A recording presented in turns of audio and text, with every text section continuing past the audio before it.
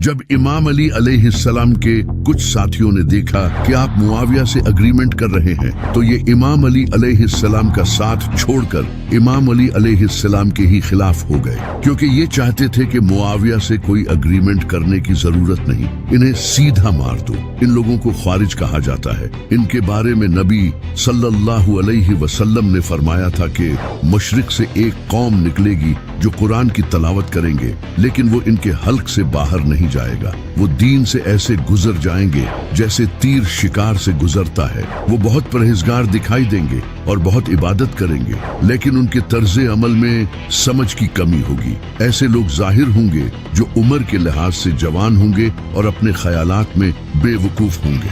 वो इंसानों के कहे गए बेहतरीन अल्फाज बोलेंगे। वो खुद को मुसलमानों के मरकजी अदारे से अलग कर लेंगे और एस्टेब्लिश्ड सिस्टम के खिलाफ बगावत करेंगे। इनकी निशानी ये होगी कि वो सर मुंडवाएंगे। वो मुसलमानों को कत्ल करेंगे और मुशरकीन को बख्श देंगे। अगर मैं इनको देखने के लिए जिंदा रहूं तो इनको इसी तरह कत्ल करूंगा जिस तरह कौमे समूद को कत्ल किया गया था। इन खवारिज ने इमाम अली अलैहिस्सलाम पर कुफ्र का फतवा लगा दिया और इमाम अली अलैहिस्सलाम से अलग हो गए। इमाम अली अलैहिस्सलाम ने फिर भी इनके हुकूमत की तरफ से वजीफे बंद नहीं किए और इन्हें कहा कि तुम मुझे जितना चाहो बुरा भला कहो, लेकिन जुल्म न करो। लेकिन ये ख्वारिज दरियाए दजला के करीब नहरवान नामी जगह पर जमा होने लगे, क्योंकि ये एक बड़ी ही स्ट्रेटेजिक लोकेशन थी जहां ख्वारिज का हेडक्वार्टर बन चुका था, जहां दूर दूर से डिफरेंट इलाकों के लोग आकर इनके साथ मिलने लगे और यहाँ अपनी प्लानिंग करते थे। इन खवारिज के लीडर का नाम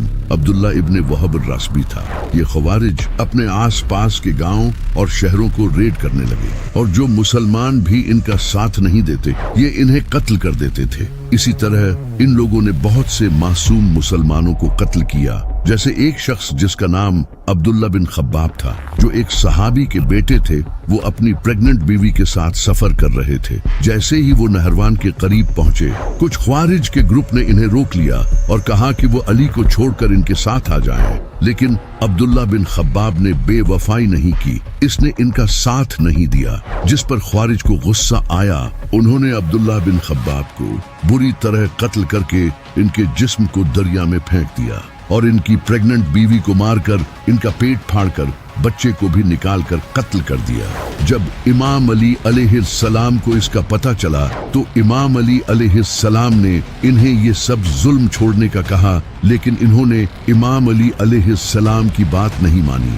तो इमाम अली अलैहिस्सलाम ने मजबूरी के तहत अपनी फौज के साथ नहरवान पहुंचकर इन्हें सरेंडर करने का कहा, लेकिन वो जालिम कहाँ मानने वाले थे। तो अब दोनों फौजें आमने सामने थी। खवारिज की फौज डिफेंस पोजीशन में खड़ी थी, तो इमाम अली अलैहिस्सलाम ने पूरी ताकत से हमला किया और इनकी सामने वाली लाइन को उखाड़ दिया और इस तरह मुसलमानों ने ख्वारिज को कत्ल करना शुरू कर दिया और इनके लीडर अब्दुल्ला इब्ने वहब रासबी को भी कत्ल कर दिया। इस तरह खवारिज जंग हार गए और इमाम अली अलैहिस्सलाम ने नहरवान को दोबारा अपने कंट्रोल में ले लिया और इनके जुल्म को रोक दिया। जब मुसलमानों ने ख्वारिज को मरते देखा तो इनके दिलों में शक पैदा होने लगा कि ये ख्वारिज बहुत ज्यादा नमाजें पढ़ने वाले और कुरान पढ़ने वाले लोग थे। तो इमाम अली अलैहिस्सलाम ने इन्हें वो हदीस याद दिलाई जब नबी सल्लल्लाहु अलैहि वसल्लम ने फरमाया था कि ख्वारिज मखलूक के बदतरीन लोग होंगे और इनसे लड़ने वाले यानी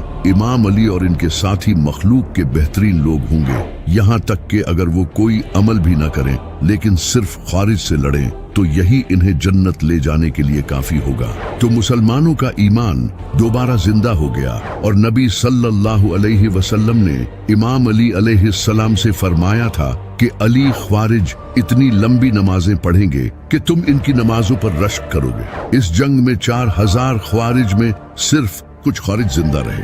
जो ख्वारिज बाकी रहे उन्होंने इस जंग के बाद भी जुल्म जारी रखा और अपनी इस आइडियोलॉजी को दुनिया में फैलाने की कोशिश की। जब इमाम अली अलैहिस्सलाम ख्वारिज के साथ जंग में मसरूफ थे तो मुआविया ने इस मौके का फायदा उठाया। इसने डिफरेंट इलाकों में अपनी फौजें भेजी और तलवार के जोर पर खुद को खलीफा मनवाने लगा।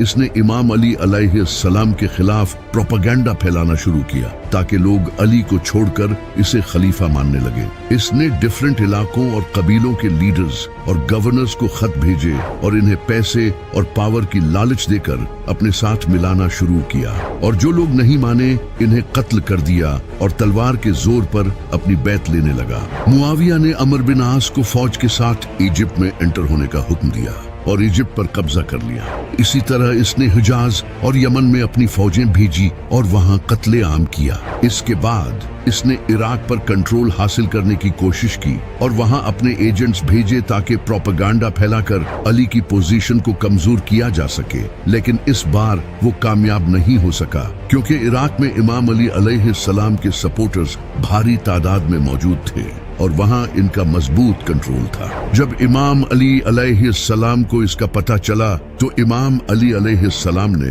अपने बाकी के शहर जैसा कि बसरा और कूफा को बचाने के लिए फौजें भेजी और वहां अपने वफादार और बहादुर कमांडर्स को भेजा। इस वक्त इमाम अली अलैहिस्सलाम 3 बड़ी जंगें लड़ चुके थे, जमल, सफीन और नहरवान, जिससे इनकी फौज के बहुत से मुसलमान शहीद हो चुके थे और फौजी ताकत कमजोर हो चुकी थी। इमाम अली अलैहिस्सलाम ने जिन कबीलों के सरदार मुआविया के साथ मिल चुके थे इन्हें दोबारा अपने साथ मिलाने की कोशिश की और इन्हें बताया कि मुआविया प्रोपेगेंडा फैलाकर इस्लामी सल्तनत को खत्म कर रहा है। इसके बाद इमाम अली अलैहिस्सलाम ने अपने वफादार इलाकों से नए फौजी भर्ती किए और जंगे नहरवान के बाद बच जाने वाले ख्वारिज के साथ निगोशिएशंस किए और इन्हें मजीद बगावत से रोकने की कोशिश की।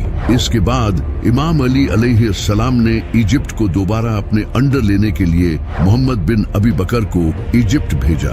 मोहम्मद बिन अबी बकर ने पूरी कोशिश की इजिप्ट को फतह करने की, लेकिन अमर बिन आस के पास बहुत बड़ी और एक्सपीरियंस फौज थी, जिसकी वजह से इनकी फौज हार गई। अमर बिन आस ने मोहम्मद बिन अबी बकर को कैद कर लिया और इसके बाद मोहम्मद बिन अबी बकर को बुरी तरह शहीद किया। पहले मोहम्मद बिन अबी बकर को गधे की लाश में जिंदा जला दिया गया और फिर इन्हें कत्ल करके दोबारा जलाया गया ताकि अली को एक स्ट्रॉन्ग मैसेज पहुंचे। आप सोच सकते हो कि इमाम अली अलैहिस्सलाम पर उस बुरे वक्त में क्या गुजरी होगी। इस बुरे वक्त में भी इमाम अली अलैहिस्सलाम आखिरी कोशिश करते रहे ताकि इस्लामी सल्तनत को बचाया जा सके। इमाम अली अलैहिस्सलाम कभी यहाँ फौज भेजते तो कभी वहाँ।